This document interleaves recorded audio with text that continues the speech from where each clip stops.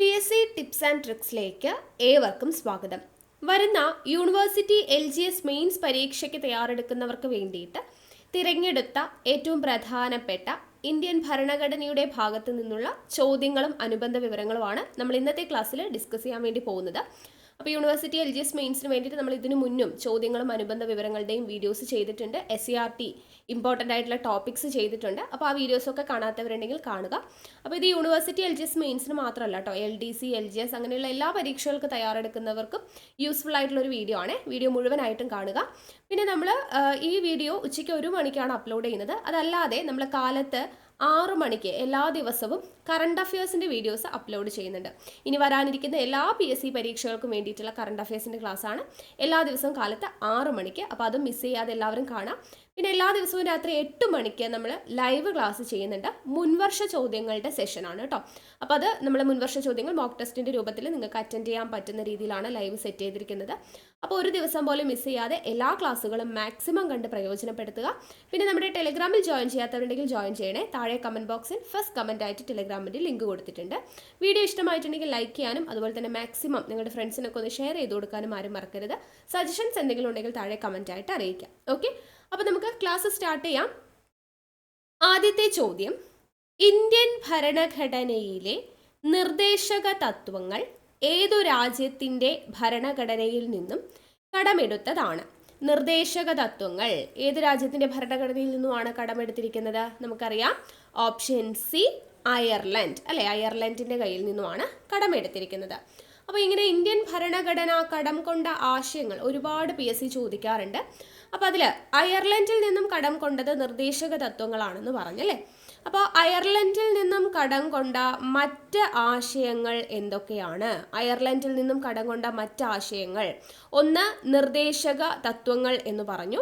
പിന്നെ രാജ്യസഭയിലേക്ക് അംഗങ്ങളെ നാമനിർദ്ദേശം ചെയ്യുവാനുള്ള പ്രസിഡന്റിൻ്റെ അധികാരം, രാജ്യസഭയിലേക്ക് അംഗങ്ങളെ നാമനിർദ്ദേശം ചെയ്യുന്നതിനുള്ള പ്രസിഡന്റിൻ്റെ അധികാരം എന്ന് പറയുന്നത് അയർലൻഡിൽ നിന്നും കടമെടുത്ത ആശയമാണ്. അതുപോലെ പ്രസിഡന്റ് തിരഞ്ഞെടുപ്പ് എന്ന് പറയുന്നത് അയർലൻഡിൽ നിന്നും കടമെടുത്ത ആശയമാണ്. ഓക്കെ, അപ്പോൾ ഇത് രണ്ടും ഇമ്പോർട്ടൻ്റ് ആണ്. അയർലൻഡിൽ നിന്നുമാണ് കടമെടുത്തിട്ടുള്ളത്. ഇനി അടുത്ത ഓപ്ഷൻ എന്താ? അമേരിക്കയുടെ കയ്യിൽ നിന്നും കടം കൊണ്ട ആശയങ്ങൾ എന്തൊക്കെ? അമേരിക്കയുടെ കയ്യിൽ നിന്നും കടം കൊണ്ട ആശയങ്ങൾ, ഒന്ന് മൗലിക അവകാശങ്ങൾ, ഫണ്ടമെന്റൽ റൈറ്റ്സ് കടമെടുത്തിരിക്കുന്നത് അമേരിക്കയുടെ കയ്യിൽ നിന്നുമാണ്. അതുപോലെ ഇംപീച്ച്മെന്റ് ഓഫ് പ്രസിഡന്റിന്റെ ഇംപീച്ച്മെന്റ് എന്ന് പറയുന്ന ആശയം കടമെടുത്തിരിക്കുന്നത് അമേരിക്കയുടെ കയ്യിൽ നിന്നുമാണ്. അതുപോലെ തന്നെ ജുഡീഷ്യൽ റിവ്യൂ കടമെടുത്തിരിക്കുന്നത് അമേരിക്കയുടെ ഭരണഘടനയിൽ നിന്നുമാണ്. ദെൻ സുപ്രീം കോടതി എന്ന് പറയുന്ന ആശയം നമ്മൾ കടമെടുത്തിരിക്കുന്നത് അമേരിക്കൻ ഭരണഘടനയിൽ നിന്നുമാണ്. ഇൻഡിപെൻഡന്റ് ജുഡീഷ്യറി, സ്വതന്ത്ര നീതിന്യായ വ്യവസ്ഥ, ഇൻഡിപെൻഡന്റ് ജുഡീഷ്യറി എന്ന് പറയുന്നത് കടമെടുത്തിരിക്കുന്നത് അമേരിക്കയുടെ കയ്യിൽ നിന്നുമാണ്. റിമൂവൽ ഓഫ് ജഡ്ജസ്, ജഡ്ജിയെ നീക്കം ചെയ്യൽ എന്ന് പറയുന്നത് കടമെടുത്തിരിക്കുന്നത് എവിടെ നിന്നുമാണ്? അതും അമേരിക്കയുടെ കയ്യിൽ നിന്നുമാണ്. അതുപോലെ ഓഫീസ് ഓഫ് പ്രസിഡന്റ് എന്ന് പറയുന്ന ആശയം കടമെടുത്തിരിക്കുന്നത് അമേരിക്കയുടെ കയ്യിൽ നിന്നുമാണ്. പിന്നെ ജുഡീഷ്യൽ ആക്ടിവിസം എന്ന് പറയുന്ന ആശയം കടമെടുത്തിരിക്കുന്നത് അമേരിക്കയുടെ കയ്യിൽ നിന്നുമാണ്. പ്രിയാമ്പിൾ, അതായത് ആമുഖം, ഇന്ത്യൻ ഭരണഘടനയുടെ ആമുഖം എന്ന് പറയുന്ന ആശയം അമേരിക്കയുടെ കയ്യിൽ നിന്നും കടമെടുത്തതാണ്. ലിഖിത ഭരണഘടന, റിട്ടൺ കോൺസ്റ്റിറ്റ്യൂഷൻ കടമെടുത്തിരിക്കുന്നത് അമേരിക്കൻ ഭരണഘടനയിൽ നിന്നുമാണ്. എക്സിക്യൂട്ടീവ് പവർ ഓഫ് പ്രസിഡന്റ് കടമെടുത്തിരിക്കുന്നത് എവിടെ നിന്നുമാണ്? അമേരിക്കൻ ഭരണഘടനയിൽ നിന്നുമാണ്. അപ്പോൾ ഇത്രയും കാര്യങ്ങളാണ് അമേരിക്കൻ ഭരണഘടനയിൽ നിന്നും കടമെടുത്തിരിക്കുന്നത്. ഇനി അടുത്ത ഓപ്ഷൻ എന്താണ്? ബ്രിട്ടനിൽ നിന്നും കടമെടുത്ത ആശയങ്ങൾ എന്തൊക്കെ? ബ്രിട്ടനിൽ നിന്നും ഇന്ത്യ കടം കൊണ്ട ആശയങ്ങൾ എന്ന് പറയുന്നത്, ഒന്ന് പൗരത്വം, ഏക പൗരത്വം, സിംഗിൾ സിറ്റിസൺഷിപ്പ്, ഏക പൗരത്വം, സിംഗിൾ സിറ്റിസൺഷിപ്പ് കടമെടുത്തിരിക്കുന്നത് ബ്രിട്ടന്റെ കയ്യിൽ നിന്നുമാണ്. Then office of prime minister, office of prime minister കടമെടുത്തിരിക്കുന്നത് ബ്രിട്ടനിൽ നിന്നുമാണ്. പാർലമെന്ററി ജനാധിപത്യം, പാർലമെന്ററി സിസ്റ്റം എന്ന് പറയുന്നത് കടമെടുത്തിരിക്കുന്നത് ബ്രിട്ടനിൽ നിന്നുമാണ്. ബൈക്യാമറലിസം, അതായത് എന്താ, ദ്വിമണ്ഡല നിയമനിർമ്മാണ സഭ എന്ന് പറയുന്ന ആശയം കടമെടുത്തിരിക്കുന്നത് ബ്രിട്ടന്റെ കയ്യിൽ നിന്നുമാണ്. Controller and auditor general, CAG, controller and auditor general, CAG എന്ന് പറയുന്ന ആശയം ബ്രിട്ടന്റെ കയ്യിൽ നിന്നുമാണ്. സ്പീക്കർ, സ്പീക്കർ എന്ന് പറയുന്ന ആശയം കടമെടുത്തിരിക്കുന്നത് ബ്രിട്ടന്റെ കയ്യിൽ നിന്നുമാണ്. റൂൾ ഓഫ് ലോ, നിയമവാഴ്ച, റൂൾ ഓഫ് ലോ എന്ന് പറയുന്നത് കടമെടുത്തിരിക്കുന്നത് എവിടെ നിന്നുമാണ്?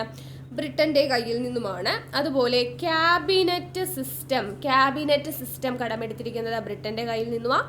ജനറൽ ഇലക്ഷൻ, ജനറൽ ഇലക്ഷൻ കടമെടുത്തിരിക്കുന്നത് ബ്രിട്ടന്റെ കയ്യിൽ നിന്നുമാണ്. അതുപോലെ തന്നെ റിട്ട്, റിട്ട് കടമെടുത്തിരിക്കുന്നതും എവിടെ നിന്നുമാണ്? ബ്രിട്ടന്റെ കയ്യിൽ നിന്നുമാണ് എന്നുള്ളത് അറിഞ്ഞിരിക്കുക. അടുത്ത ഓപ്ഷൻ നോക്കിക്കേ, ഫ്രാൻസ്. ഫ്രാൻസിന്റെ കയ്യിൽ നിന്നും കടമെടുത്ത ആശയങ്ങൾ എന്ന് പറയുന്നത് എന്തൊക്കെയാണ്? സ്വാതന്ത്ര്യം, സ്വാതന്ത്ര്യം എന്ന് പറയുന്ന ആശയം കടമെടുത്തിരിക്കുന്നത് ഫ്രാൻസിന്റെ കയ്യിൽ നിന്നുമാണ്. സമത്വം, സമത്വം, അതുപോലെ തന്നെ സാഹോദര്യം, സാഹോദര്യം, റിപ്പബ്ലിക്, റിപ്പബ്ലിക്, ഇത്രയും ആശയങ്ങൾ കടമെടുത്തിരിക്കുന്നത് ഫ്രാൻസിൽ നിന്നുമാണ് കേട്ടോ. സ്വാതന്ത്ര്യം, സമത്വം, സാഹോദര്യം, റിപ്പബ്ലിക് എന്നീ ആശയങ്ങൾ കടമെടുത്തിരിക്കുന്നത് എവിടെ നിന്നുമാണ്? ഫ്രാൻസിന്റെ കയ്യിൽ നിന്നുമാണ്. ഓക്കെ അല്ലേ? അപ്പോൾ ഇത്രയും കാര്യങ്ങൾ അറിഞ്ഞിരിക്കുക. ഇനി അടുത്ത ചോദ്യം, ഡോക്ടർ BR അംബേദ്കർ ഇന്ത്യൻ ഭരണഘടനയുടെ ഹൃദയവും ആത്മാവും എന്ന് വിശേഷിപ്പിച്ച ഭരണഘടനാ വകുപ്പ് ഏതാണ്? ഡോക്ടർ BR അംബേദ്കർ ഇന്ത്യൻ ഭരണഘടനയുടെ ഹൃദയവും ആത്മാവും എന്ന് വിശേഷിപ്പിച്ച ഭരണഘടനാ വകുപ്പാണ് ഏത്? യെസ്, ഉത്തരം ഓപ്ഷൻ ഡി, ആർട്ടിക്കിൾ 32 എന്ന് പറയുന്നത്. അപ്പൊ നമുക്കറിയാം, ഇന്ത്യൻ ഭരണഘടന ഉറപ്പ് നൽകുന്ന മൗലികാവകാശങ്ങളിൽ ഒന്നാണ് ആർട്ടിക്കിൾ 32 എന്ന് പറയുന്നത് അല്ലേ. അപ്പൊ അത് ഭരണഘടനാ പ്രതിവിധികൾക്കുള്ള അവകാശം. ഇന്ത്യൻ ഭരണഘടന ഉറപ്പു നൽകുന്ന മൗലികാവകാശങ്ങൾ എത്ര എണ്ണം ഉണ്ട്? 6 മൗലികാവകാശമുണ്ട്. അപ്പൊ അതിൽ 6ാമത്തേത് വരുന്നതാണ് ആർട്ടിക്കിൾ 32 വരുന്നത് എന്താണ്? ഭരണഘടന, ഭരണഘടന പ്രതിവിധികൾക്കുള്ള അവകാശം, ഭരണഘടനാ പ്രതിവിധികൾക്കുള്ള അവകാശം എന്ന് പറയുന്നതാണ് ആർട്ടിക്കിൾ 32 എന്ന് പറയുന്നത്. അപ്പോൾ ഈ ആർട്ടിക്കിൾ 32 എന്താ പറയുന്നത്? മൗലിക അവകാശങ്ങളുടെ ലംഘനമുണ്ടായാൽ ഒരു പൗരന് എന്തു ചെയ്യാം? സുപ്രീം കോടതിയെ നേരിട്ട് സമീപിക്കാം എന്ന് പറയുന്ന അനുച്ഛേദമാണ് ആർട്ടിക്കിൾ 32. മൗലിക അവകാശങ്ങളുടെ ലംഘനമുണ്ടായാൽ ഒരു പൗരന് സുപ്രീം കോടതിയെ നേരിട്ട് സമീപിക്കാം എന്നാണ് ആർട്ടിക്കിൾ 32 പറയുന്നത്. ഈ ആർട്ടിക്കിൾ 32 തന്നെയാണ് മൗലിക അവകാശങ്ങളിൽ മൗലികമായത് എന്ന് അറിയപ്പെടുന്നത്. മൗലിക അവകാശങ്ങളിൽ മൗലികമായത് എന്ന പേരിൽ അറിയപ്പെടുന്ന ആർട്ടിക്കിൾ ഏത് എന്ന് ചോദിച്ചു കഴിഞ്ഞാൽ അത് ആർട്ടിക്കിൾ 32 ആണ്. സുപ്രീം കോടതി റിട്ടുകൾ പുറപ്പെടുവിക്കുന്നതിനെ പറ്റി പ്രതിപാദിക്കുന്ന ആർട്ടിക്കിൾ ഏത് എന്ന് ചോദിച്ചാലും ആർട്ടിക്കിൾ 32 തന്നെയാണ് കേട്ടോ. സുപ്രീം കോടതി റിട്ടുകൾ പുറപ്പെടുവിക്കുന്നതുമായി ബന്ധപ്പെട്ട ആർട്ടിക്കിൾ ആണ് ആർട്ടിക്കിൾ 32. അപ്പൊ അത് പറയുമ്പോൾ ഇവിടെ ഒരു കാര്യം കൂടെ പഠിച്ചിരിക്കുക. ആർട്ടിക്കിൾ 226 ആണ് ഹൈക്കോടതി റിട്ടുകൾ പുറപ്പെടുവിക്കുന്നതുമായി ബന്ധപ്പെട്ട ആർട്ടിക്കിൾ, ആർട്ടിക്കിൾ 226 എന്ന് പറയുന്നത്. ഇനി നമുക്ക് തന്നിരിക്കുന്ന ഓപ്ഷൻ ആർട്ടിക്കിൾ 17. ആർട്ടിക്കിൾ 17 എന്ന് പറയുന്നത് എന്താണ്? അസ്പൃശ്യതാ നിരോധനം വ്യവസ്ഥ ചെയ്യുന്ന ആർട്ടിക്കിൾ ആണ് അല്ലെ. അസ്പൃശ്യത, അൺടച്ചബിലിറ്റി, അസ്പൃശ്യതാ നിരോധനം വ്യവസ്ഥ ചെയ്യുന്ന ആർട്ടിക്കിൾ ആണ് ആർട്ടിക്കിൾ 17 എന്ന് പറയുന്നത്. അതുപോലെ തന്നെ സ്ഥിരമായ PSCയുടെ ചോദ്യമാണ്, മഹാത്മാഗാന്ധി കീ ജയ് എന്ന് പറയുന്ന മുദ്രാവാക്യം ഏതുമായി ബന്ധപ്പെട്ടിരിക്കുന്നു?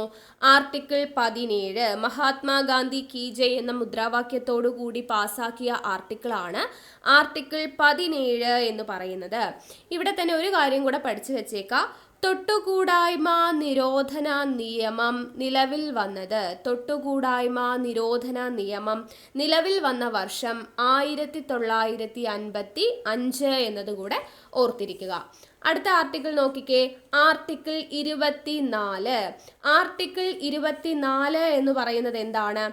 ആർട്ടിക്കിൾ 24 പറയുന്നത് ബാലവേല നിരോധനത്തെ കുറിച്ചാണ് അല്ലെ. ബാലവേല നിരോധനവുമായി ബന്ധപ്പെട്ട ആർട്ടിക്കിളാണ് ആർട്ടിക്കിൾ 24. അപ്പോൾ ഈ ബാലവേല ഉപയോഗിച്ചിട്ടില്ലാത്ത ഉൽപ്പന്നങ്ങൾ ഉണ്ടല്ലോ, ഓക്കെ, ഒരു ഉൽപ്പന്നങ്ങൾ ഉണ്ടാക്കുമ്പോൾ ബാലവേല ഉപയോഗിച്ചിട്ടില്ലാത്ത ഉൽപ്പന്നങ്ങൾക്ക് നൽകുന്ന മുദ്രയാണ് ഏത്? റഗ് മാർക്ക് എന്ന് പറയുന്നത്. റഗ് മാർക്ക് കേട്ടോ, റഗ് മാർക്ക്. അപ്പൊ റഗ് മാർക്ക് എന്ന് പറയുന്നത് എന്താണ്? ബാലവേല ഉപയോഗിച്ചിട്ടില്ലാത്ത ഉൽപ്പന്നങ്ങൾക്ക് നൽകുന്ന മുദ്രയാണ് റഗ് മാർക്ക്. അപ്പോൾ ഈ റഗ് മാർക്ക് എന്ന് പറയുന്നത് നിലവിൽ അറിയപ്പെടുന്ന പേരാണ് ഗുഡ് വീവ്. ഗുഡ് വീവ് എന്നറിയപ്പെടുന്നത് റഗ് മാർക്കാണ്. ഈ റഗ് മാർക്ക് എന്ന് പറയുന്ന ആശയത്തിന് പിന്നിൽ പ്രവർത്തിച്ച ഇന്ത്യൻ നൊബേൽ സമ്മാന ജേതാവാണ് ആര്? കൈലാഷ് സത്യാർത്ഥി. കൈലാഷ് സത്യാർത്ഥി. ഇതൊന്ന് അറിഞ്ഞു വെച്ചേക്കണേ. റഗ് മാർക്ക് എന്ന് പറയുന്ന ആശയത്തിന് പിന്നിൽ പ്രവർത്തിച്ച ഇന്ത്യൻ നൊബേൽ സമ്മാന ജേതാവാണ് കൈലാഷ് സത്യാർത്ഥി. അദ്ദേഹത്തിന് നൊബേൽ ലഭിച്ചത് എപ്പോഴാ? 2014. ഓക്കെ, 2014 കൈലാഷ് സത്യാർത്ഥിക്ക് നൊബേൽ സമ്മാനം ലഭിക്കുന്നത്. ഈ സമ്മാനം അദ്ദേഹം നൊബേൽ സമ്മാനം പങ്കിട്ടത് ആരോടൊപ്പമാണ്? മലാല യൂസഫ്സായ്. മലാല യൂസഫ്സായുമായിട്ടാണ് അദ്ദേഹം ഈ നൊബേൽ സമ്മാനം പങ്കിട്ടത് എന്നുള്ളത് ഓർത്തിരിക്കുക. ഇനി ഈ ബാലവേല തടയുന്നതിനും കുട്ടികളുടെ സംരക്ഷണത്തിനുമായിട്ട് കൈലാഷ് സത്യാർത്ഥി ആരംഭിച്ച സംഘടനയാണ് ബച്ചുപൻ ബച്ചാവോ ആന്തോളൻ. ഓക്കെ, ബച്ചുപൻ ബച്ചാവോ ആന്തോളൻ എന്ന് പറയുന്ന സംഘടന ആരാരംഭിച്ചതാണ്? കൈലാഷ് സത്യാർത്ഥി ആരംഭിച്ചതാണ്. ആർക്ക് വേണ്ടിയിട്ടാണ്? ബാലവേല തടയാനും കുട്ടികളുടെ സംരക്ഷണത്തിനുമായിട്ട് കൈലാഷ് സത്യാർത്ഥി ആരംഭിച്ച സംഘടനയാണ് ബച്ചുപൻ ബച്ചാവോ ആന്തോളൻ. വർഷം 1980 എന്ന് പറയുന്ന വർഷത്തിലാണ്. ഇനി ഇവിടെ ലോക ബാലവേല വിരുദ്ധ ദിനവും കൂടെ ഓർത്തിരിക്കുക. ലോക ബാലവേല വിരുദ്ധ ദിനം എന്ന് പറയുന്നത് എപ്പോഴാണ്? ജൂൺ 12. ജൂൺ 12 ലോക ബാലവേല വിരുദ്ധ ദിനം എന്ന് പറയുന്നത്. ഇനി ബാക്കിയുള്ള ഒരു ഓപ്ഷനും കൂടി ഉണ്ട്, അത് ആർട്ടിക്കിൾ 30 ആണ് കേട്ടോ. അപ്പൊ ആർട്ടിക്കിൾ 30 എന്ന് പറയുന്നത് എന്താ? മതഭാഷാ ന്യൂനപക്ഷങ്ങൾക്ക്, മതഭാഷാ ന്യൂനപക്ഷം, മതഭാഷാ ന്യൂനപക്ഷങ്ങൾക്ക് സ്വന്തം ഇഷ്ടപ്രകാരം വിദ്യാഭ്യാസ സ്ഥാപനങ്ങൾ നടത്തുന്നതിനുള്ള അവകാശമുണ്ട് എന്ന് ഉറപ്പ് നൽകുന്ന ആർട്ടിക്കിളാണ് ആർട്ടിക്കിൾ 30. മതഭാഷാ ന്യൂനപക്ഷങ്ങൾക്ക് സ്വന്തം ഇഷ്ടപ്രകാരം വിദ്യാഭ്യാസ സ്ഥാപനങ്ങൾ ആരംഭിക്കുന്നതിനും നടത്തുന്നതിനുമുള്ള അവകാശമുണ്ട് എന്ന് ഉറപ്പുവരുത്തുന്ന ആർട്ടിക്കിളാണ് ആർട്ടിക്കിൾ 30 എന്ന് പറയുന്നത്. ഓക്കെ അല്ലേ? അപ്പം ഇത്രയും കാര്യങ്ങൾ അറിഞ്ഞിരിക്കുക. അടുത്ത ചോദ്യം, ഇന്ത്യൻ ഭരണഘടനയിലേക്ക് മൗലിക ചുമതലകൾ കൂട്ടിച്ചേർത്ത ഭേദഗതി ഏത്? ഇന്ത്യൻ ഭരണഘടനയിലേക്ക് മൗലിക ചുമതലകൾ കൂട്ടിച്ചേർത്ത ഭേദഗതിയാണ് ഏത്? ഓപ്ഷൻ എ 42ാം ഭേദഗതി. അപ്പോൾ 42ാം ഭേദഗതിയെക്കുറിച്ച് നമുക്ക് എന്തൊക്കെ കാര്യങ്ങൾ പഠിക്കണം? 42ാം ഭേദഗതിയാണ് മിനി കോൺസ്റ്റിറ്റ്യൂഷൻ എന്ന പേരിൽ അറിയപ്പെടുന്നത്. മിനി കോൺസ്റ്റിറ്റ്യൂഷൻ എന്ന പേരിൽ അറിയപ്പെടുന്ന ഭരണഘടനാ ഭേദഗതിയാണ് 42ാം ഭേദഗതി. ഈ 42ാം ഭേദഗതി വരുന്ന സമയത്തെ പ്രധാനമന്ത്രി ആര് എന്ന് ചോദിച്ചാൽ ആരാണ്? ഇന്ദിരാഗാന്ധിയാണ് കേട്ടോ. പ്രധാനമന്ത്രി ആരാ? ഇന്ദിരാഗാന്ധി. ഇനി ആ സമയത്തെ രാഷ്ട്രപതി ആര്, പ്രസിഡന്റ് ആര് എന്ന് ചോദിച്ചാൽ ആരാണ്? അത് ഫക്രുദ്ദീൻ അലി അഹമ്മദ് ആണ്. ഫക്രുദ്ദീൻ അലി അഹമ്മദ് ആണ് ആ സമയത്തെ 42ാം ഭേദഗതി വരുന്ന സമയത്തെ രാഷ്ട്രപതി എന്ന് പറയുന്നത്. ഇനി ഈ 42ാം ഭേദഗതി പ്രകാരം മൗലിക ചുമതലകൾ ഇന്ത്യൻ ഭരണഘടനയിൽ കൂട്ടിച്ചേർക്കാനായിട്ട് ശുപാർശ ചെയ്ത കമ്മിറ്റി ഏത് എന്ന് ചോദിച്ചാൽ സ്വരൺ സിംഗ് കമ്മിറ്റിയാണ്. ഏത് കമ്മിറ്റിയാണ് ശുപാർശ ചെയ്തത്? സ്വരൺ സിംഗ് കമ്മിറ്റിയാണ് ശുപാർശ ചെയ്തത്. ഇനി 42ാം ഭേദഗതി പാർലമെന്റിൽ പാസ്സായ വർഷം ചോദിച്ചാൽ 1976 കേട്ടോ. 42ാം ഭേദഗതി എന്ന് പറഞ്ഞിട്ട് വർഷം മാത്രം ചോദിച്ചു കഴിഞ്ഞാൽ 1976. എന്നാൽ എടുത്തു ചോദിക്കുകയാണ് 42ാം ഭേദഗതി നിലവിൽ വന്നതെന്ന് എന്ന് എടുത്തു ചോദിച്ചാൽ അതിൻ്റെ ഉത്തരം 1977 ജനുവരി 3-നാണ് കേട്ടോ. അപ്പോൾ 1976 എന്നുള്ളതാണ് PSC സ്ഥിരമായിട്ട് ചോദിക്കുക. അപ്പം 42ാം ഭേദഗതി വർഷം എന്ന് പറഞ്ഞിട്ട് ചോദിച്ചാൽ 1976. അതല്ലാതെ 42ാം ഭേദഗതി പാർലമെന്റിൽ പാസ്സായ വർഷം ചോദിച്ചാലും 1976. നിലവിൽ വന്നതെന്നും എടുത്തു ചോദിച്ചു കഴിഞ്ഞാൽ 1977 ജനുവരി 3 എന്നുള്ളത് ഓർത്തിരിക്കണം. ഇനി ഈ 42ാം ഭേദഗതി പ്രകാരം നമ്മുടെ ആമുഖത്തിൽ ചില വാക്കുകളൊക്കെ കൂട്ടിച്ചേർത്തു. ഏതൊക്കെ വാക്കുകളാണ് ആമുഖത്തിൽ കൂട്ടിച്ചേർത്തത്? ആദ്യത്തെ വാക്കാണ് സ്ഥിതി സമത്വം അഥവാ സോഷ്യലിസ്റ്റ്. സ്ഥിതി സമത്വം അഥവാ സോഷ്യലിസ്റ്റ്. അതുപോലെ മതേതരത്വം അഥവാ സെക്യുലർ. മതേതരത്വം അഥവാ സെക്യുലർ. അഖണ്ഡത അഥവാ ഇൻറ്റഗ്രിറ്റി. ഈ 3 വാക്കുകളാണ് 42ാം ഭേദഗതി പ്രകാരം ആമുഖത്തിൽ കൂട്ടിച്ചേർത്തത്. ഏതൊക്കെയാ? സ്ഥിതി സമത്വം, മതേതരത്വം, അഖണ്ഡത എന്നീ വാക്കുകൾ കൂട്ടിച്ചേർത്തു. ഈ ഒരു 42ാം ഭേദഗതി പ്രകാരം തന്നെയാണ് നമ്മുടെ സ്റ്റേറ്റ് ലിസ്റ്റിലുള്ള 5 വിഷയങ്ങൾ കൺകറന്റ് ലിസ്റ്റിലോട്ട് മാറ്റിയത്. സ്റ്റേറ്റ് ലിസ്റ്റിലുള്ള 5 വിഷയങ്ങൾ കൺകറന്റ് ലിസ്റ്റിലോട്ട് മാറ്റുന്നത് 42ാം ഭേദഗതി പ്രകാരമാണ്. അങ്ങനെ മാറ്റിയത് ഏതൊക്കെ വിഷയങ്ങളാണ് മാറ്റിയത് സ്റ്റേറ്റ് ലിസ്റ്റിൽ നിന്നും? 1 വിദ്യാഭ്യാസം മാറ്റി. അതുപോലെ രണ്ടാമത്തേത് വനം, വിദ്യാഭ്യാസം, വനം. മൂന്നാമത്തേത് അളവ് തൂക്ക സമ്പ്രദായം.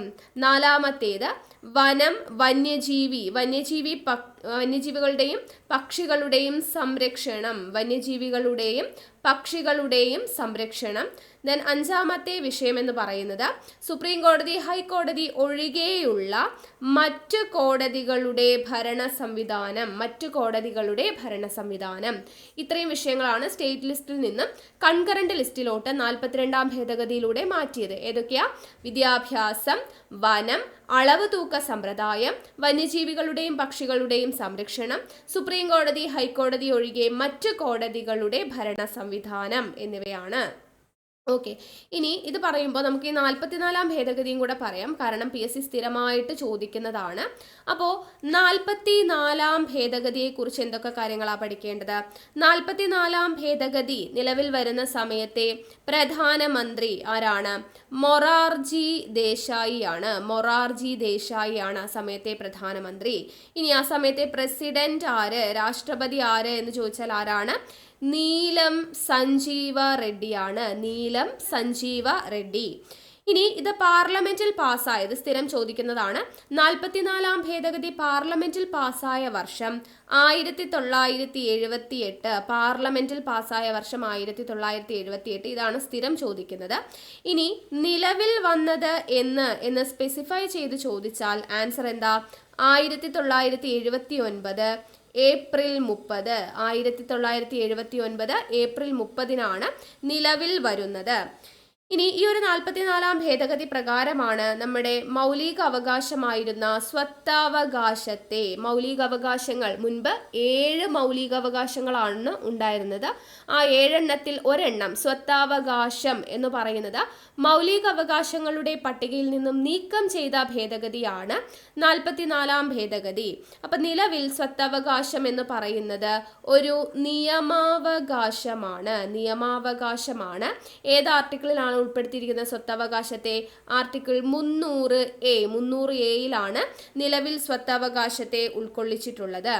ഇനി ഈ 44ാം ഭേദഗതി പ്രകാരം ഭേദഗതി വരുത്തിയിട്ടുള്ള ഒരു പട്ടികയുണ്ട്. 44ാം ഭേദഗതി പ്രകാരം ഭേദഗതി വരുത്തിയ പട്ടിക ഏത് എന്ന് ചോദിച്ചാൽ 9ാം പട്ടികയാണ്. 9ാം പട്ടിക.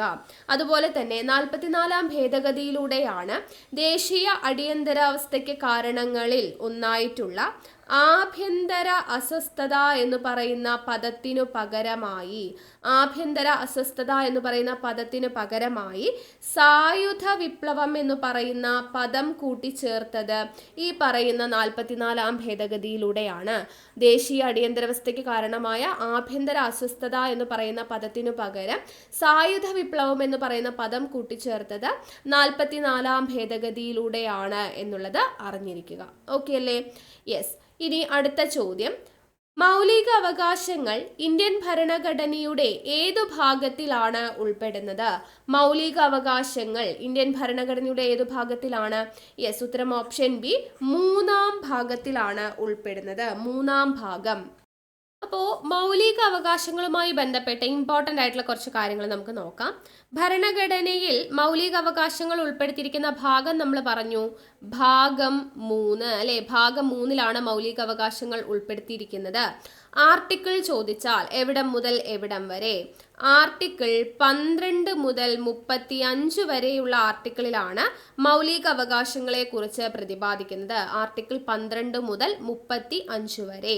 മൗലിക അവകാശങ്ങൾ എന്ന് പറയുന്ന ആശയം ഇന്ത്യ കടം കൊണ്ടിരിക്കുന്നത് എവിടെ നിന്നുമാണ്? നമ്മൾ നേരത്തെ പറഞ്ഞല്ലോ, അമേരിക്കയുടെ കയ്യിൽ നിന്നുമാണ് അല്ലെ. അമേരിക്കയുടെ കയ്യിൽ നിന്നുമാണ് മൗലിക അവകാശങ്ങൾ എന്ന് പറയുന്ന ആശയം നമ്മൾ കടം കൊണ്ടിരിക്കുന്നത്. ഈ മൗലിക അവകാശങ്ങളുടെ സംരക്ഷകൻ എന്നറിയപ്പെടുന്നത് ആരാണ്? മൗലിക അവകാശങ്ങളുടെ സംരക്ഷകൻ എന്നറിയപ്പെടുന്നത് സുപ്രീം കോടതിയാണ്. സുപ്രീം കോടതി. ഇനി മൗലിക അവകാശങ്ങളുടെ സംരക്ഷണത്തിന് വേണ്ടിയിട്ടുള്ള ഉപകരണം എന്നറിയപ്പെടുന്നത് എന്താ? റിട്ടിലൂടെയാണ് നമ്മൾ മൗലിക അവകാശങ്ങൾ നമുക്ക് നിഷേധിക്കപ്പെട്ടാൽ അത് നേടിയെടുക്കുന്നത് റിട്ടിലൂടെയാണ്. സോ മൗലിക അവകാശങ്ങളുടെ സംരക്ഷണത്തിനായിട്ടുള്ള ഉപകരണം എന്നറിയപ്പെടുന്നത് റിട്ടുകളാണ്. ഇനി മൗലിക അവകാശങ്ങൾ റദ്ദു ചെയ്യുന്ന ഒരു സാഹചര്യം വരുന്നുണ്ട്. എപ്പോഴാണ് മൗലിക അവകാശങ്ങൾ റദ്ദു ചെയ്യുന്നത്? അടിയന്തരാവസ്ഥാ കാലത്താണ് അല്ലെ. അടിയന്തരാവസ്ഥാ കാലത്താണ് മൗലിക അവകാശങ്ങൾ റദ്ദു ചെയ്യുക. ഈ അടിയന്തരാവസ്ഥാ കാലഘട്ടത്തിൽ മൗലിക അവകാശങ്ങൾ റദ്ദു ചെയ്യുന്നതിനുള്ള അധികാരം ആർക്കാണുള്ളത്? അത് പ്രസിഡന്റിനാണ് ഉള്ളത് എന്നുള്ള കാര്യം ഓർത്തിരിക്കുക. ഇനി എത്ര മൗലിക അവകാശങ്ങളുണ്ട്? മുൻപ് എത്ര എണ്ണം ഉണ്ടായിരുന്നു? 7 എണ്ണം ഉണ്ടായിരുന്നു എന്ന് നമ്മൾ പറഞ്ഞു. അതിൽ നിന്നും സ്വത്തവകാശം എന്ന് പറയുന്നത് നീക്കം ചെയ്തു അല്ലെ. ഇപ്പൊ 7 എണ്ണത്തിൽ നിന്നും സ്വത്തവകാശം പോയപ്പോൾ നിലവിൽ എത്രയുണ്ട്? നിലവിൽ 6 മൗലിക അവകാശങ്ങളാണ് ഉള്ളത്. നിലവിൽ എത്ര മൗലിക അവകാശങ്ങളുണ്ട്? 6 മൗലിക അവകാശങ്ങളുണ്ട്. ഏതൊക്കെയാണ് ഭരണഘടന ഉറപ്പു നൽകുന്ന മൗലിക അവകാശങ്ങൾ? 1, സമത്വത്തിനുള്ള അവകാശം. സമത്വത്തിനുള്ള അവകാശമാണ് ഒന്നാമത്തേത്. അത് ആർട്ടിക്കിൾ 14 മുതൽ 18 വരെയാണ് പ്രതിപാദിക്കുന്നത്. രണ്ടാമത്തേത് സ്വാതന്ത്ര്യത്തിനുള്ള അവകാശം. സ്വാതന്ത്ര്യത്തിനുള്ള അവകാശത്തെക്കുറിച്ച് 19 മുതൽ 22 വരെയുള്ള വകുപ്പുകളിലാണ് പ്രതിപാദിക്കുന്നത്. മൂന്നാമത്തേതാണ് എന്ത്? ചൂഷണത്തിനെതിരെയുള്ള അവകാശം.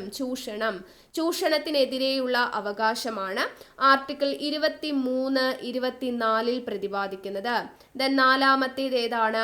മതസ്വാതന്ത്ര്യത്തിനുള്ള അവകാശം. മതസ്വാതന്ത്ര്യത്തിനുള്ള അവകാശത്തെക്കുറിച്ച് ആർട്ടിക്കിൾ 25 മുതൽ 28 വരെ പ്രതിപാദിക്കുന്നു. അഞ്ചാമത്തേതാണ് സാംസ്കാരികവും വിദ്യാഭ്യാസപരവുമായ അവകാശം. വിദ്യാഭ്യാസപരവുമായ അവകാശത്തെക്കുറിച്ച് 29, 30 പ്രതിപാദിക്കുന്നു. ആറാമത്തേതാണ് ഭരണഘടനാ പ്രതിവിധികൾക്കുള്ള അവകാശം അല്ലെങ്കിൽ ഭരണഘടനാപരമായ പരിഹാരങ്ങൾക്കുള്ള അവകാശം എന്ന് പറയുന്നത് നേരത്തെ നമ്മൾ പറഞ്ഞു. ആർട്ടിക്കിൾ 32 മുതൽ 35 വരെയാണ് ഭരണഘടനാ പ്രതിവിധികൾക്കുള്ള അവകാശത്തെക്കുറിച്ച് പറയുന്നത്. ഓക്കെ. അപ്പൊ ഇന്ത്യൻ ഭരണഘടന ഉറപ്പു നൽകുന്ന മൗലിക അവകാശങ്ങൾ: 1, സമത്വത്തിനുള്ള അവകാശം ആർട്ടിക്കിൾ 14-18. 2, സ്വാതന്ത്ര്യത്തിനുള്ള അവകാശം 19-22. ചൂഷണത്തിനെതിരായുള്ള അവകാശം 23-24. മതസ്വാതന്ത്ര്യത്തിനുള്ള അവകാശം 25-28. സാംസ്കാരികവും വിദ്യാഭ്യാസപരവുമായ അവകാശം 29-30. ഭരണഘടനാ പ്രതിവിധികൾക്കുള്ള അവകാശം 32-35 ആണ് പറയുന്നത്. ഓക്കെ. അപ്പൊ 14 മുതൽ 35 വരെയാണ് ഏത് വരുന്നത്? 6 മൗലിക അവകാശങ്ങൾ വരുന്നത്. ഇനി ഇതിൽ ഓരോ ആർട്ടിക്കിളും എന്തിനെ കുറിച്ചാണ് പറയുന്നത്? ആർട്ടിക്കിൾ 14 എന്താ പറയുന്നേ? നിയമത്തിനു മുന്നിൽ സമത്വം, അല്ലെ? നിയമത്തിനു മുന്നിലുള്ള സമത്വത്തെ കുറിച്ചാണ് പറയുന്നത്. നിയമത്തിനു മുന്നിലുള്ള സമത്വം. അപ്പൊ അത് ഓർക്കാൻ വേണ്ടിയിട്ട് 4 അല്ലെ 14 എന്ന് പറയുമ്പോൾ നമ്മൾ എങ്ങനെ എഴുതുന്നേ നോക്കുക. ഒരു അമ്മയ്ക്ക് ഇപ്പോൾ 4 മക്കളുണ്ടെങ്കിൽ 4 ആളും ഒരുപോലെയാണെന്ന് ഓർത്താൽ മതി. സമത്വം എന്ന് വെച്ചാൽ അതല്ലേ.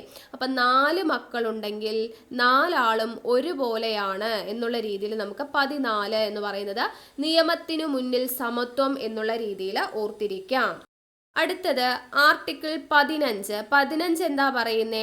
വിവേചനത്തിൽ നിന്നുള്ള സംരക്ഷണം. എങ്ങനെയുള്ള വിവേചനം? മതം, വംശം, ജാതി, ലിംഗം, ജന്മസ്ഥലം എന്നിവയുടെ പേരിലുള്ള വിവേചനത്തിൽ നിന്നുള്ള സംരക്ഷണത്തെ കുറിച്ചാണ് ആർട്ടിക്കിൾ 15 പറയുന്നത്. എങ്ങനെ ഓർക്കാം? 15 എന്ന് പറയുമ്പോൾ ഈ 15-ലെ 1ഉം 5ഉം കൂടെ നമുക്കൊന്ന് കൂട്ടിക്കഴിഞ്ഞാൽ 6 എന്ന് കിട്ടും, അല്ലെ? 6 എന്ന് പറയുന്നത് കാലന്റെ നമ്പറാന്ന് ഓർത്താൽ മതി. അപ്പൊ കാലൻ എന്ന് പറയുമ്പോൾ ആളെന്താ? ജാതി, മതവും, വംശവും, ലിംഗവും, ജന്മസ്ഥലവും ഒന്നും നോക്കാതെ ആളുകളെ കൊണ്ടുപോകുന്ന ആളാണ് എന്നുള്ള രീതിയിൽ ജസ്റ്റ് ഓർത്താൽ മതി. അപ്പൊ മതം, വംശം, ജാതി, ലിംഗം, ജന്മസ്ഥലം എന്നിവയുടെ പേരിൽ വിവേചനം പാടില്ലെന്ന് പറയുന്നത് ആർട്ടിക്കിൾ 15. ദെൻ ആർട്ടിക്കിൾ 16 എന്ന് പറയുന്നത് എന്താണ്? അവസര സമത്വമാണ്. അവസര സമത്വത്തെ കുറിച്ചാണ് പറയുന്നത്. അപ്പൊ ഇതെങ്ങനെ ഓർക്കാം? നമ്മളിപ്പോൾ മരിച്ചു കഴിഞ്ഞാലൊക്കെ 16-നാണ് നമ്മൾ അടിയന്തിരം നടത്തുക, അല്ലെ? അതായത് അവസരം നടത്തുക എന്നുള്ള രീതിയിൽ ഓർത്താൽ മതി കേട്ടോ. 16-ാം ദിവസമാണ് അവസരം നടത്തുന്നത് എന്നുള്ള രീതിയിൽ ഓർത്താൽ മതി. ദെൻ അടുത്തത് ആർട്ടിക്കിൾ 17 നമുക്ക് എല്ലാവർക്കും അറിയുന്നതാണ്, ആർക്കും പ്രത്യേകം പറഞ്ഞു തരേണ്ട ആവശ്യമില്ല. എന്താണ്? അയിത്ത നിർമാർജനം, അല്ലെ? അയിത്ത നിർമാർജനവുമായി ബന്ധപ്പെട്ടതാണ് ആർട്ടിക്കിൾ 17 എന്ന് പറയുന്നത്. എങ്ങനെ ഓർക്കാം? എല്ലാവർക്കും അറിയുന്നതാ. ഇല്ലെങ്കിൽ നമ്മൾ അയിത്തം എന്ന് പറയുമ്പോൾ എന്താണ്? അൺടച്ചബിലിറ്റി അല്ലേ പറയുന്നത്.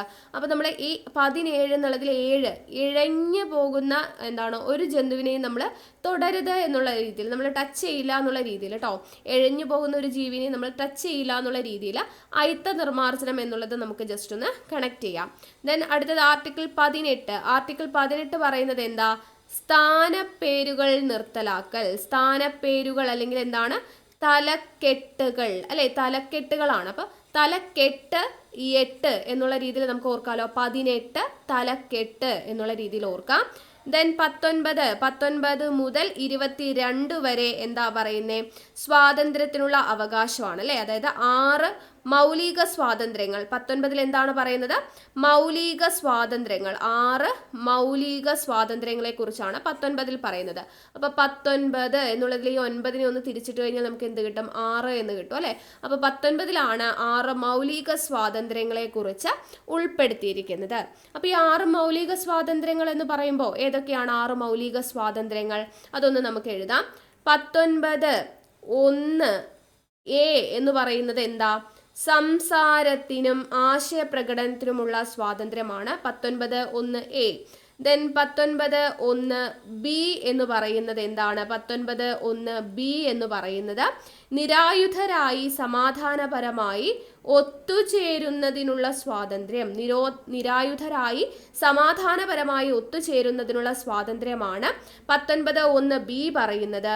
ദെൻ അടുത്തത് 19(1)(c) പറയുന്നത് എന്താണ് എന്ന് ചോദിച്ചാൽ സംഘടനകളും പ്രസ്ഥാനങ്ങളും രൂപവൽക്കരിക്കുന്നതിനുള്ള അവകാശം. സംഘടനകളും പ്രസ്ഥാനങ്ങളും രൂപവൽക്കരിക്കുന്നതിനുള്ള അവകാശം. ദെൻ അത് കഴിഞ്ഞ് 19(1)(d) വരുന്നത് എന്താണ്? D വരുന്നത് ഇന്ത്യയിലുടനീളം സഞ്ചരിക്കുന്നതിനുള്ള സ്വാതന്ത്ര്യം.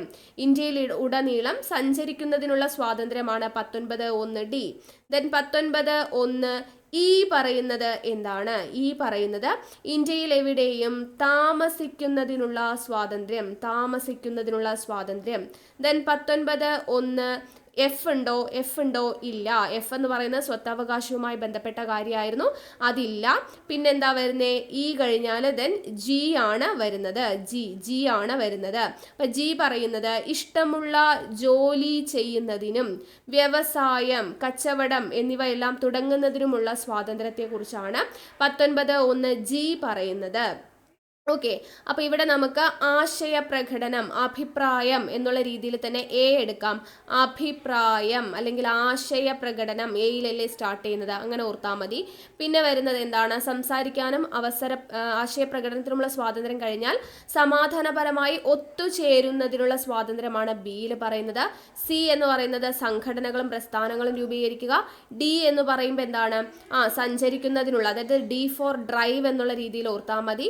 പിന്നെന്താ, ഇ എന്ന് പറയുന്നത് ഇന്ത്യയിൽ എവിടെയും താമസിക്കുക, ഇന്ത്യയിൽ എവിടെയും താമസിക്കുക. ജി എന്ന് പറയുമ്പോൾ നമുക്ക് ജോബ് എന്നുള്ള രീതിയിൽ ജോലി, ജോലി ചെയ്യുന്നതിനുള്ള സ്വാതന്ത്ര്യം, ആ ഒരു രീതിയിലൊക്കെ അത് ഓർത്തിരിക്കാം. അപ്പൊ 6 മൗലിക സ്വാതന്ത്ര്യങ്ങളാണ് 19 പ്രതിപാദിക്കുന്നത്. 6 മൗലിക സ്വാതന്ത്ര്യം. ദെൻ അത് കഴിഞ്ഞാൽ അടുത്ത ആർട്ടിക്കിൾ ഏതാണ്, ആർട്ടിക്കിൾ 20 പറയുന്നത് എന്താണ്, 20 പറയുന്നത് കുറ്റങ്ങൾ സ്ഥാപിക്കുന്നതുമായി ബന്ധപ്പെട്ട സംരക്ഷണം, കുറ്റങ്ങൾ സ്ഥാപിക്കുന്നത് സംബന്ധിച്ചുള്ള സംരക്ഷണവുമായി ബന്ധപ്പെട്ടതാണ് ആർട്ടിക്കിൾ 20. ദെൻ ആർട്ടിക്കിൾ 21 പറയുന്നത് എന്താ, ജീവിക്കുന്നതിനും വ്യക്തി സ്വാതന്ത്ര്യത്തിനുമുള്ള സ്വാതന്ത്ര്യം അല്ലെ, അവകാശം, ജീവിക്കുന്നതിനും വ്യക്തി സ്വാതന്ത്ര്യത്തിനുമുള്ള അവകാശം. അപ്പൊ ജീവിക്കുക എന്ന് പറയുമ്പോൾ നമുക്ക് എങ്ങനെ ഓർക്കാം, 2 പേര് ഒരു മനസ്സായി ജീവിക്കുക എന്നുള്ള രീതിയിൽ ഓർക്കാം അല്ലെ, 2 പേര് ചേർന്ന് ഒരു മനസ്സായി ജീവിക്കുന്നതിനുള്ള സ്വാതന്ത്ര്യം എന്നുള്ള രീതിയിൽ നമുക്ക് കണക്ട് ചെയ്യാം. 21. ദെൻ അടുത്തത് 22. അതിൻ്റെ ഇടയ്ക്ക് എന്തുണ്ട്, 21A ഉണ്ട് അല്ലെ. 21A വരുന്നത് എന്താ, വിദ്യാഭ്യാസത്തിനുള്ള അവകാശം. 21A വരുന്നത് വിദ്യാഭ്യാസത്തിനുള്ള അവകാശമാണ്. ദെൻ അത് കഴിഞ്ഞ് 22 എന്താ വരുന്നത്, 22 വരുന്നത് അന്യായമായ അറസ്റ്റിനും അല്ലെ തടങ്കലിൽ വയ്ക്കുന്നതിനും, കരുതൽ തടങ്കലുമായി ബന്ധപ്പെട്ടതാണ് 22. എങ്ങനെയാ ഓർക്കുക, നമ്മൾ അറസ്റ്റ് ചെയ്യുമ്പോൾ നമ്മുടെ 2 കൈയിലും വിലങ്ങിടും അല്ലെ, അപ്പൊ 2 കൈയിലും വിലങ്ങിടും എന്നുള്ള രീതിയിൽ 2. ഓക്കെ, 22 എന്നുള്ളത് ഓർത്തിരിക്കാം. ദെൻ 23 എന്ന് പറയുന്നത് ചൂഷണത്തിനെതിരെയാണ് അല്ലെ. അപ്പൊ അതിൽ 23 എന്ന് പറയുന്നത് എന്താണ്, അടിമപ്പണി അല്ലെങ്കിൽ കൂലി നൽകാതെ നിർബന്ധിത വേല, അടിമപ്പണി അല്ലെങ്കിൽ നിർബന്ധിത വേല, അങ്ങനെയുള്ള കാര്യങ്ങളൊക്കെ വരുന്നതാണ് 23. 24 പറയുന്നത് എന്താ, ബാലവേല നിരോധനമാണ് ആർട്ടിക്കിൾ 24. ദെൻ 25 മുതൽ 28 വരെ പറയുന്നത് മതസ്വാതന്ത്ര്യമാണ്. അപ്പൊ അതില് ആർട്ടിക്കിൾ 25 പറയുന്നത് എന്താ, 25 പറയുന്നത് സ്വതന്ത്രമായി ഏതു മതത്തിലും വിശ്വസിക്കാനും അത് ആചരിക്കുവാനും പ്രചരിക്കുവാനുമൊക്കെയുള്ള സ്വാതന്ത്ര്യമാണ് 25.